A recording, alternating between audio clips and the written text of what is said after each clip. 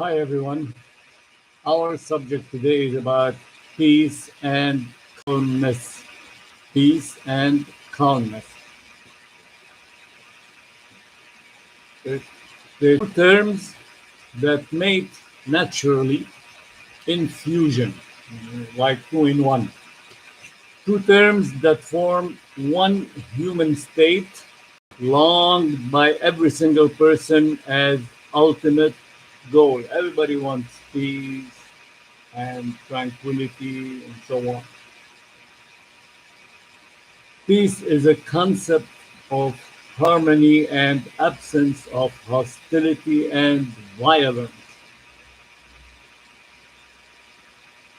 In our social environment, peace is commonly used to mean a lack of conflict, generally known as wars, and freedom from fear of violence between individuals or groups or even countries. And diplomacy and peacemaking idea resulted and interpreted in constituting the United Nations to help reduce conflicts and build economic interactivity and substantial prosperity. Unfortunately, the United Nations, practically speaking, proved nothing but a deception. It didn't resolve any conflict or any dispute or any problem properly in the world. It did not. Anyway, the word peace derived from different languages, originated from words and root words meaning exactly what it means, peace. From Hebrew, shalom, to Latin, pax, to Arabic, salam, to the use in English, wishing the dead to, as they say at the end, rest in peace.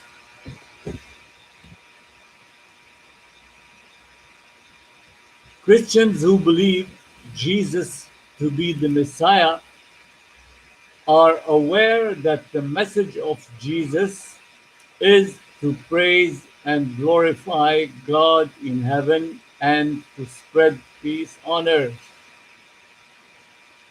Islam derived from the root word salam, which literally means peace, where all Muslims are invited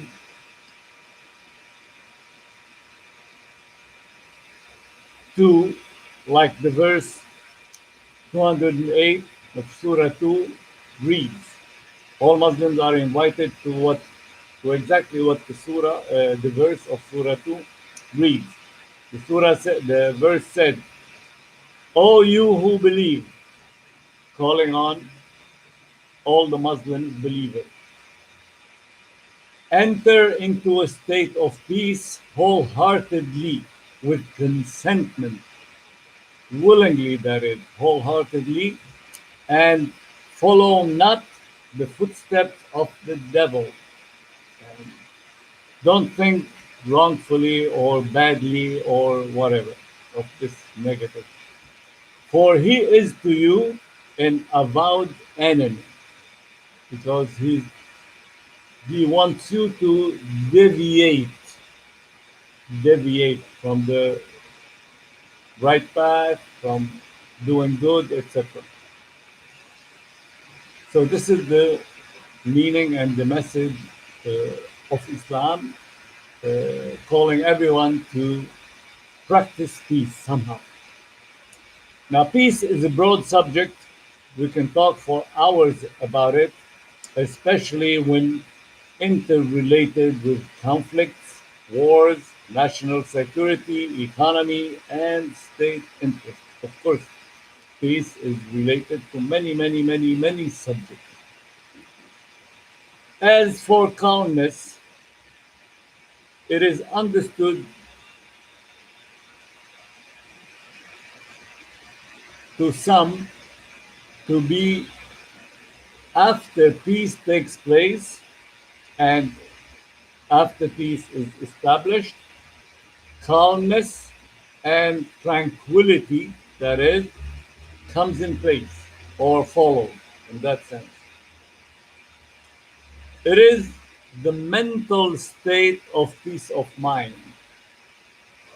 So in a peaceful environment, the mind is in peace, in tranquility, whereby the person can think and reflect and, you know,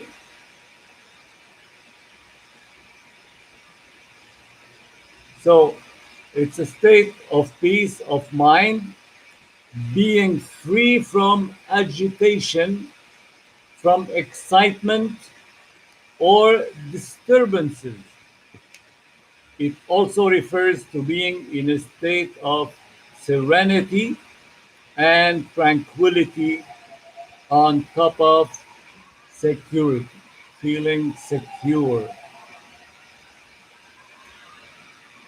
Calmness can most easily occur for the average person during a state of relaxation, but it can also be found during much more alert and aware states. Some people find that focusing the mind on something external, such as studying, or even internal, such as breathing, can itself be very calming. It depends on each person, that is, on each person's state of mind.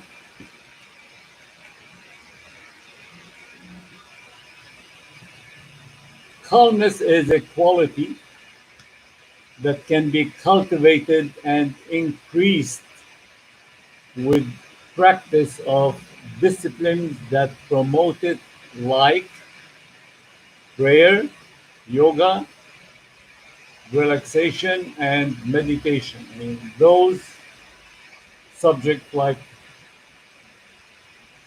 prayer and exercising, yoga, or simply relaxation or meditation, they help to increase the tranquility and the peace of mind and the calmness in a person.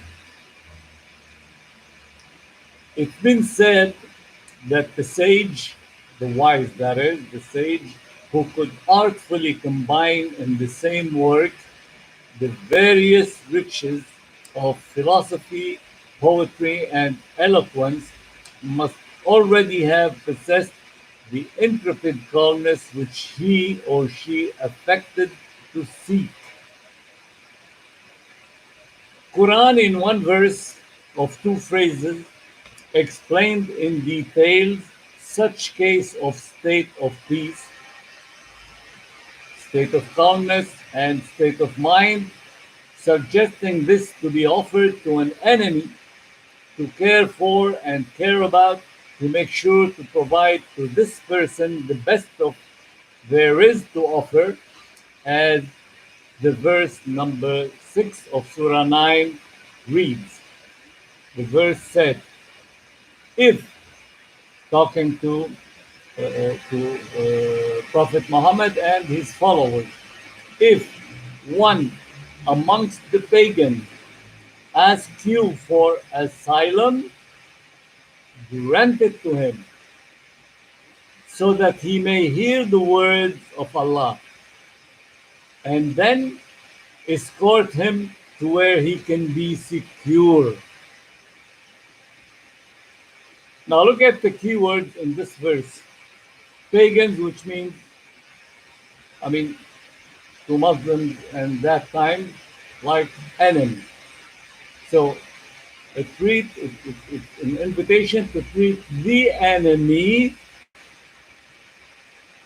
so good to offer him, asylum and so on. The word asylum, nowadays asylum, we understand it's for refugees, people who fled their country, fled their political system or the oppression of such country and such system to a peaceful country, like countries who receive, or countries known to be immigration country, or they receive immigrants, or they have those cases whereby they can receive uh, people oppressed from another country, and so on.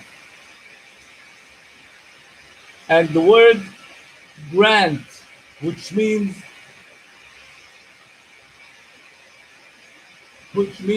freely or without anything in reward.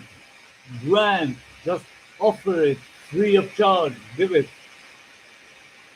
And then the word escort.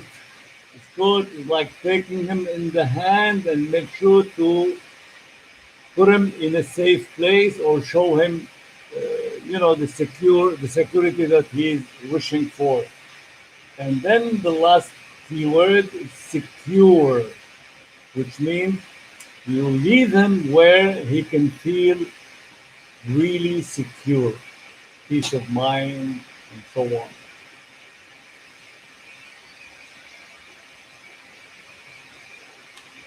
Finally, I stopped the other day by a quote saying, as a conclusion of a study,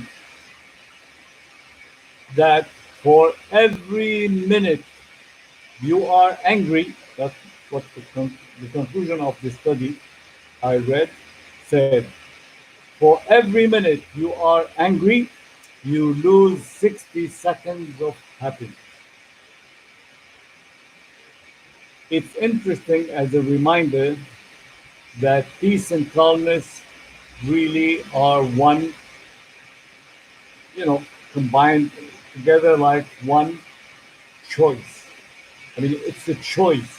One can choose to have calmness and to have peace or not. The one who chooses, will do whatever to get to that state. So remember, we have only one day at a time to live. So let's live today consciously, deliberately, and willingly with a well-chosen choice. Thank you.